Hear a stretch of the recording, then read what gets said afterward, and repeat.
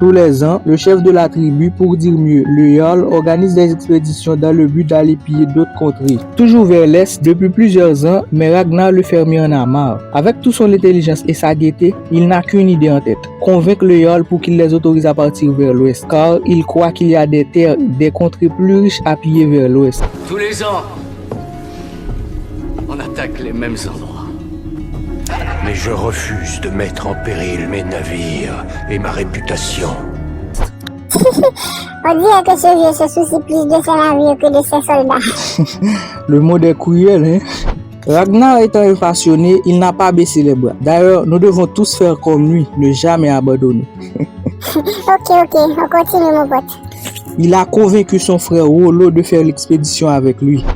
C'est pour ça qu'il faut aller vers l'ouest. Floki, un ami de Ragnar, a construit le navire et c'est ainsi qu'ils montaient leur cours en secret dans le dos de leur Jarl.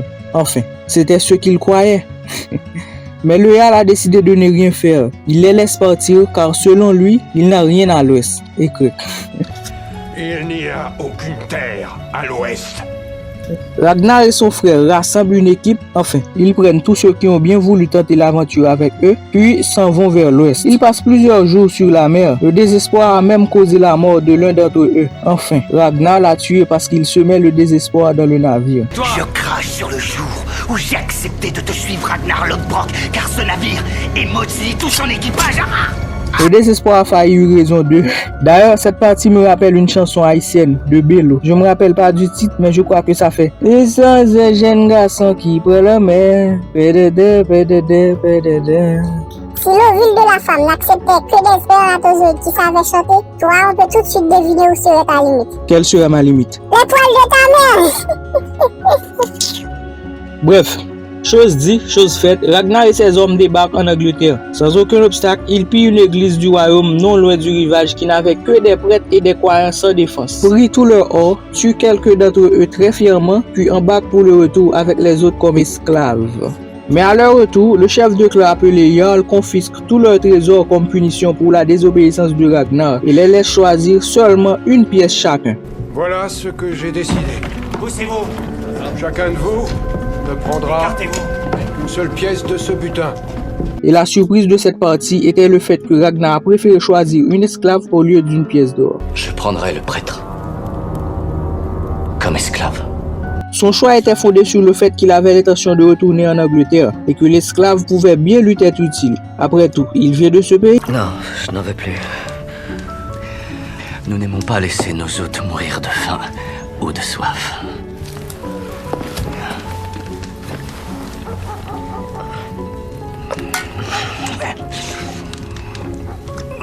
L'Angleterre m'intrigue. Il n'y a qu'un seul roi qui gouverne tout le pays. Et c'est alors qu'ils ont tenté une deuxième expédition vers l'ouest, après que Ragnar ait fini de tirer les vers du nez de l'esclave en le faisant boire. Cette fois-ci, le Jarl est officiellement au courant de cette expédition, mais son véritable désir, c'est de découvrir comment et quels moyens utilise Ragnar pour traverser cette mer tout en gardant le bon cap. Et oui, peut-être que ça ne t'a pas effleuré l'esprit, mais Ragnar avait une sorte de boussole qu'un vieux sage lui a donnée, permettant de naviguer en pleine mer, et c'était la seule chose qui manquait aux autres pour pouvoir faire ce genre d'expédition. Le lendemain, en mer, tu reposes ton compas solaire dans l'eau vers midi et tu regardes l'ombre. Si cette ombre touche juste le cercle, tu as gardé le bon cap. Oui. Cette fois, il y avait une armée de soldats d'effectifs 3 fois plus qu'eux qui les attendaient près du rivage après qu'ils aient fini de piller. Qu'est-ce qu'il y a? Mais, tel que les Anglais ont l'habitude de dire dans la série, les nordistes sont de vrais sauvages. Et un bon guerrier sauvage qu'ils sont, ils ont remporté la bataille sans trop de difficultés. Ces mécréants ne sont-ils pas des hommes comme nous? Un coup d'épée ne les fait-il pas saigner?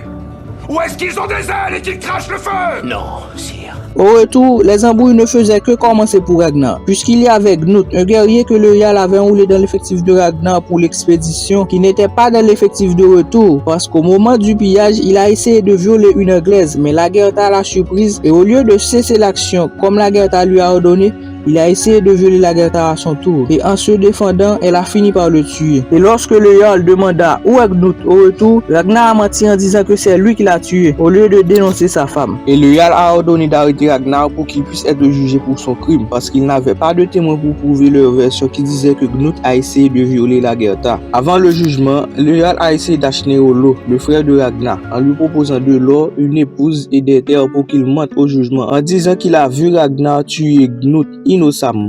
Voici ma fille, Tiri. Elle sera bientôt en âge de se marier et je dois prendre grand soin à choisir son futur mari. Il a joué le jeu devant le Jarl, mais le jour du jugement, il a avoué que c'était la vérité. Gnut a essayé de violer Lagertha. Et ainsi, le Jarl n'avait plus d'autre choix que de libérer Ragnar. Mais ce n'était pas de tout son cœur. Quelque temps plus tard, le Jarl et ses hommes ont attaqué Ragnar sur ses terres, dans l'idée de le tuer et sa famille. Mais grâce à la bravoure de Ragnar, il a pu sauver sa famille de justesse. Le Jarl a pris possession de tous ses biens, y compris le navire. Ragnar s'est réfugié chez Floki pour reprendre des forces. Étant donné que Ragnar sait ce que le Jarl veut, qui n'est nul autre que sa mort, et bien de sa bravoure, il a décidé d'agir. Je veux que tu entres dans Kattegat et que tu demandes audience auprès du Jarl, et quand tu le verras, propose-lui un combat singulier avec moi. Bon ok, vieux que tu es, monsieur le Jarl. Qu'as-tu dans la tête? Donc tu pensais pouvoir vaincre Ragnar, tu pensais pouvoir tuer Ragnar. Et c'est ainsi, mesdames et messieurs, que Ragnar est passé de simple fermier à chef de clan. Vive le Jarl Ragnar! Vive le Jarl Ragnar! Vive le Jarl Ragnar! Ragnar est devenu Jarl, donc évidemment l'aventure vers l'ouest continuera. D'autant plus, notre destination était le roi Ragnar, pas le Jarl Ragnar. Une nouvelle expédition est entamée, avec plus de 3 navires, et qui dit plus de navires, dit plus d'hommes. Depuis au bord du rivage, les patrouilleurs du roi ont aperçu les nordistes, et avant d'être tués par les nordistes, l'un d'entre eux a réussi à s'en aller, et apporter la nouvelle de l'arrivée des nordistes auprès du roi. Et c'est ainsi qu'une armée a été mobilisée pour aller faire face aux nordistes. Le soir avant la bataille, au lieu d'attendre demain pour combattre comme prévu, Ragnar et son intelligence a décidé d'attaquer les adversaires par surprise pendant leur sommeil, ce qui a rendu la tâche très facile. Ils ont vaincu l'armée et capturé le chef de l'armée qui était le frère du roi. Puis ils ont demandé de l'argent au roi pour lui rendre son frère et mettre fin à cette guerre. Mais la vie du frère du roi semblait ne pas être trop important, car malgré la demande, le roi a quand même envoyé un groupe d'hommes pour combattre les nordistes, ce qui automatiquement signe la mort de son frère. Mais en vain, puisque après la seconde défaite, le roi a finalement accepté de payer les nordistes comme promis. Il récupère le corps de son frère et les nordistes rentrent chez eux. Quoi? Qu'est-ce que tu croyais? Ah bon, tu croyais que Ragnar allait tuer ce roi et devenir roi? Aussi facile que ça. Non mais... On continue, mon frère.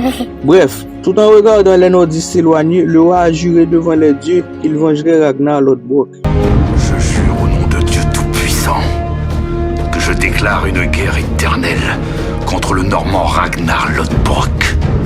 Je le jure au nom de Jésus-Christ et de la Vierge Marie.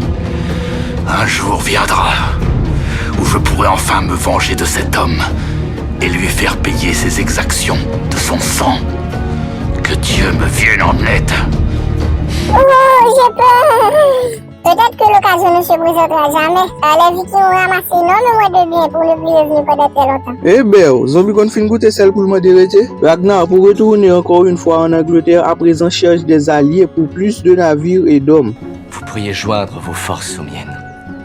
Je ne suis pas satisfait de ce que j'ai accompli jusqu'à présent. Je vais envoyer encore plus d'hommes faire des raids vers l'ouest. Après avoir trouvé un renfort auprès d'un roi qui à son tour l'envoie effectuer une tâche auprès d'un autre Jarl comme lui, son frère Rollo l'a trahi pour ce Jarl. Alors qu'au final, il arrive à convaincre le Jarl de partir en expédition avec eux, ce qui laisse Rollo sur le banc. Ragnar étant incapable de juger son frère, laisse son sort entre les mains des hommes de loi, qui au final lui offrent une deuxième chance. Cet homme mérite donc de mourir. Bien sûr qu'il mérite la mort. Nous le savons tous. Et pourtant, j'ai pris la décision de l'épargner. Au cours de son voyage, Ragnar a trompé sa femme Lagertha avec une princesse. Et quelques jours plus tard, la princesse débarque à Kattegat sur la terre de Ragnar pour lui apporter son fils parce qu'elle est enceinte. Et depuis lors, le respect de Lagertha n'est plus. Quand je vous regarde toutes les deux, dans mon scalie, je vois pas pourquoi vous ne pourriez pas vous entendre. N'étant plus à sa place, Lagertha a ressenti l'obligation de quitter Ragnar et de s'en aller, et elle s'en va accompagnée de son fils, le premier fils de Ragnar, Bjorn. Et depuis, Ragnar a une nouvelle famille. 4 années se sont écoulées sans expédition. Comme on l'a dit, il avait ramassé assez pour ne plus retourner là-bas. Au cours de ces 4 années, l'enfant dont la princesse était tombée enceinte avait un petit frère et la princesse est de nouveau enceinte. Oh zut, je me suis trompé. C'est l'heure en fait d'une nouvelle expédition. Plus de 6 navires d'hommes pour destination l'Angleterre. Le voyage fut un peu brusque, mais plus de peur que de mal. Ils ont eu le résultat qu'ils voulaient. Les patrouilleurs du roi de la région furent leurs premiers obstacles, malgré que c'était par surprise, mais ils les ont battus. Le roi, qui était déjà au courant que les nordistes marchent sur ces terres, a déjà mobilisé son armée pour marcher vers leur rencontre. Leur premier pillage fut sans grand obstacle. Ils ont même joué avec un prêtre. Mais pourquoi est-ce que c'est la vie des nordistes que la série raconte? Pendant que Ragnar commence à se sentir mal positionné à cause des comportements des Vikings, sa famille se fait attaquer à Kattegat par le Jarl Borg parce que Ragnar n'a pas tenu sa promesse de l'emmener en Angleterre. Afin de punir ceux qui nous ont insultés, moi et ma famille, je jure d'exercer une impitoyable vengeance contre Ragnar Lodbrok. Pour se venger, il décide de prendre de force les terres de Ragnar au moment de son absence parce qu'ils étaient sans défense. Et ce n'était que grâce à Rollo, le frère de Ragnar, Rollo le traître, enfin, l'ancien traître, que la famille de Ragnar est encore en vie. Ils sont en fuite, mais en vie. La nouvelle ne tarde pas à trouver Ragnar en Angleterre, et c'est alors qu'a sonné l'heure de la vengeance. Vous avez perdu vos terres. Le Jarl Borg les a envahis. Lagertha, qui est à présent la femme de Jarl, apporte son aide à Ragnar, accompagnée de leur fils Bjorn, qui est maintenant devenu un homme. Ensemble, ils utilisent leur force pour reprendre la ville. Entre-temps, le roi qui accompagnait Ragnar en Angleterre, roi Horik, était de retour, car les Anglais avaient battu le peu d'hommes qui restaient avec lui au départ de Ragnar.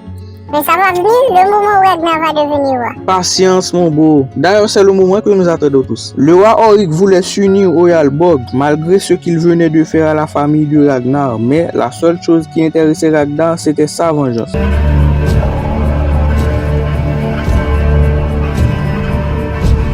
Alors que, en Angleterre, les royaumes unissaient leurs forces pour attendre le retour des Vikings, le retour de Ragnar.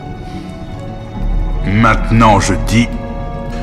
buvons à notre alliance. Pardon. Est-ce enfin le début de la fin pour les nordistes? Nous ne le savons pas encore. Mais entre-temps, le nouveau allié de Ragnar et du roi Horik pour aller vers l'ouest, c'est Lagertha, qui est à présent devenu Jarl à la place de son défunt mari. Elle a tué parce qu'il l'a maltraité. Donc que tu es à présent toi-même un Jarl. Comment est-ce arrivé? J'ai tué mon époux quand il a essayé de m'envahir.